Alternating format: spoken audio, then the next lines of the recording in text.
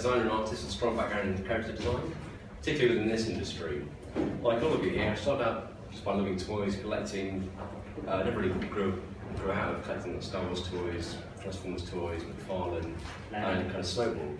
Lego, yeah, still collect Lego, I'm still obsessed with it. And it just kind of snowballed from there. So I've been a graphic designer, illustrator for a few years, and one of my friends introduced me to the world of urban vinyl via the Vinyl Pulse blog.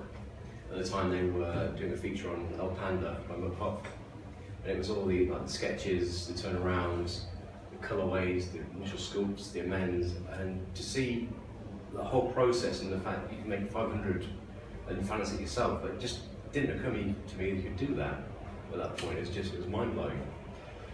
So the more I delved into the scene, the more artists I discovered who kind of appealed to me, like the aesthetics of Hubby G or the emotional exposure of Luke Chu's work. I found it fascinating and just wanted to learn more about it. So I began customizing figures and straight away started to create my own ideas for platforms and toys.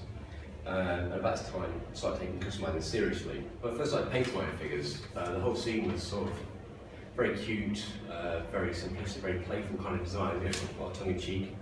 There wasn't anything quite like I couldn't do cute. You know, I like zombies and Star Wars and shit. There's no sorry about language. Sorry. Yeah, you've heard swear words before, right? So I did it with my friend Paul. He did really cute designs. I tried to emulate it. It just wouldn't work. Then Kira launched the Mini Money, it's a 5-inch vinyl figure that comes blank and you customize it yourself. And Go-Go Plastic, which is a store and gallery in Birmingham, they had a show showing me the Mini Money. And I was invited to take part, and I had just like a week to do it. I had no idea what to do, so I can't do cute. I don't have time to kind of render a fake cute design. So I just drew on it like I drew on my sketchbooks, like the high contrast, black and white, like heavy shadows. No proper shading, it's just light and shadows, no kind of blending between the two. It just worked. It made sense on the figure, and you could use the black and the white, like the light and the shadow, as like an optical illusion, so you could change its form almost without sculpting it, just from the way your eye perceives light and shade. That was 8 years ago, and I've done about 600 plus customers now, and still coming up with new ideas, still works, still fresh. So it's a theme with a lot of scope. I was looking at myself, I took through how I design a character, and use Captain Sternbrow. I don't know if you're aware, there's a pirate captain I did a few years ago. I used him as an example. Firstly, I started with my sketchbook. Working, doodling, sketching, making notes and ideas, always got it with me. It's always useful, even no matter how kind of scrappy it is or how good you are at drawing, a sketchbook's just vital because it creates visual clues and like a trail of ideas. So even if you're not going to use them for this particular project, you can recall them later, or it makes sense at a different time, or maybe you misinterpret your own kind of writings and that fires off a new idea. So just noting things down and creating sketches, it creates ideas, essentially. So anyway, like writer's block, artist's block, it's just do the work, and no matter how scrappy, creates new things. It's like Captain Sternbrow. I wanted to create a character. One that could stand beside the figures I had in my cabinet already, like Kozik, Sam Flores, Jeremy Fish, that kind of stuff. And look like it belonged there, it would also stand out from the rest of them.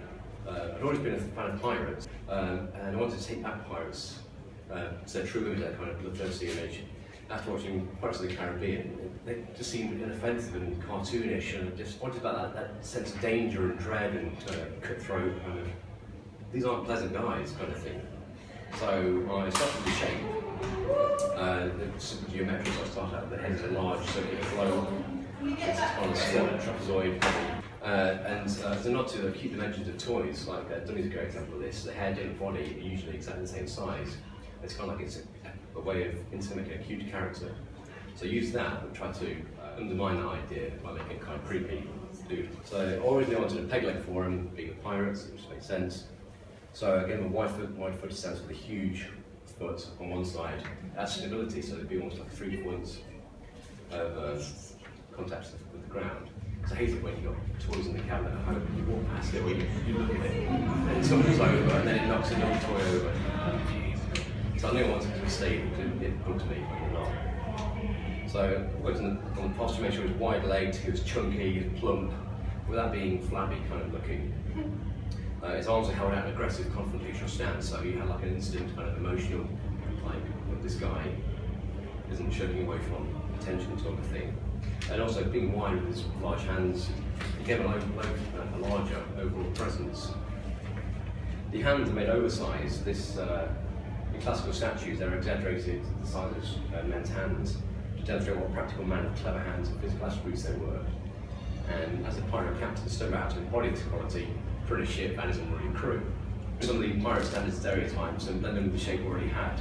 So pirates wear a variety of headwear, like bandanas, bicorns, tricorns, that kind of stuff. I decided to go for the bicorn hat because it echoed the shape of the globe-like head, kept it simplistic, and it gave a large sheer areas of graphic onto that as well. The peg leg had already been added. This was a nod to Captain Ahab from Moby Dick and Long John Silver from Treasure Island. To me, I know Captain Ahab's not a pirate, but he kind of typifies that kind of maniacal ship's captain, sort of a demonic almost figure. A large hook replaced his left hand, again circular in shape, echoing the shape of the hat and the face, so it's keeping those simple geometric principles in place. The standard art gives the look of a weapon rather than just a tool, exaggerating the aggressive stance of it even further. Finally, a knife actually added to the same side as the hook. These injuries and bits instantly give the character a history, a backstory. When I'm designing a character, I'm trying to think of a story on why they exist, where they come from, what their background is. And sometimes this informs the design, well usually it informs the design, like small ideas like that. And you can expand that backstory as the design comes to fruition. Okay, so he wears a formal sailing officer's overcoat, showing he perhaps he was trained by the Navy. He's been a good guy, he's possibly highly trained, but something has happened during his history to turn him away from this path. The formality of this coat's undermined, he wears it open and nothing beneath. He's got his chest out, there's nothing there, his belly's out, so it's kind of a primal sort of aggressive stance to him. So again, it's that confrontational, look at me sort of aspect.